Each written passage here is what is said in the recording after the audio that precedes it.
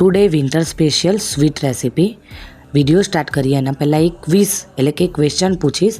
ફટાફટ કોમેન્ટ કરજો કે એવી કઈ વેજીટેબલ છે કે જેના નામમાં સ્વીટ છુપાયેલું છે ને એનો ટેસ્ટ પણ સ્વીટ છે.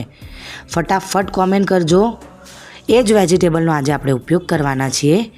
કોણે કોણે કરી એક્ઝેક્ટ જે સાચા હશે એમને ખબર પડી ગઈ હશે. આજે આપણે સ્વીટ પટેટોની સ્વીટ રેસીપી બનાવવાના છીએ. એટલી ડિલિશિયસ બનવાની છે. તમે એન્ડ સુધી જોજો આપણે કેવી રીતે બનાવીએ છીએ.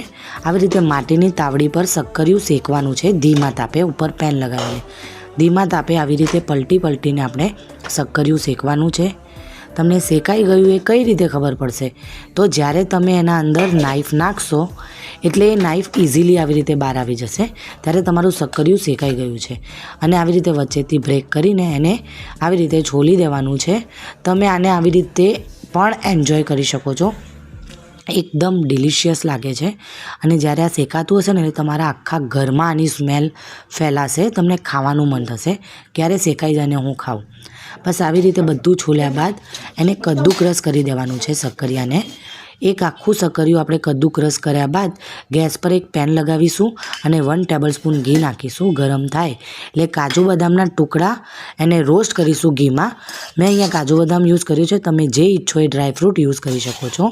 એને બહાર કાઢીને શક્કરિયા જે કદ્દુકરસ કર્યું હતું એને નાખીશું. ધીમા તાપે આપણે એને શેકીશું એટલે એ સોફ્ટ કરશે.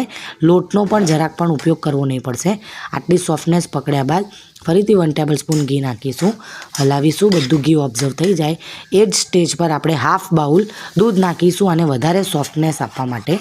આટલું થોડું દૂધ ઓબ્ઝર્વ થઈ જાય ત્યારે એક નાની ઇલાયચી વાટીને આપણે એના અંદર નાખવાની છે સ્વાદ બમણો કરવા માટે. બધું દૂધ ઓબ્ઝર્વ થઈ ગયું છે અને સોફ્ટનેસ પણ આવી છે. એ જ સ્ટેજ પર આપણે 1 ટેબલસ્પૂન ઘી નાખીશું. અને અમારા ઘરમાં વધારે ગળ્યું ખવાય છે એટલે મેં અહીંયા સુગરનો યુઝ કર્યો છે. તમે આ સ્ટેપ સ્કીપ પણ કરી શકો છો અથવા તો એની જગ્યાએ જેરગરી પાવડર કે ગોળનો પણ ઉપયોગ કરી શકો છો. પછી જે ઘીમાં રોસ્ટ કર્યા હતા એ ડ્રાયફ્રૂટ નાખીને સર્વ કરીશું અને ડ્રાયફ્રૂટથી સર્વ કરીશું. ગાર્નિશ કરીશું. ફોલો શેર કરવાનું ભૂલતા નહીં.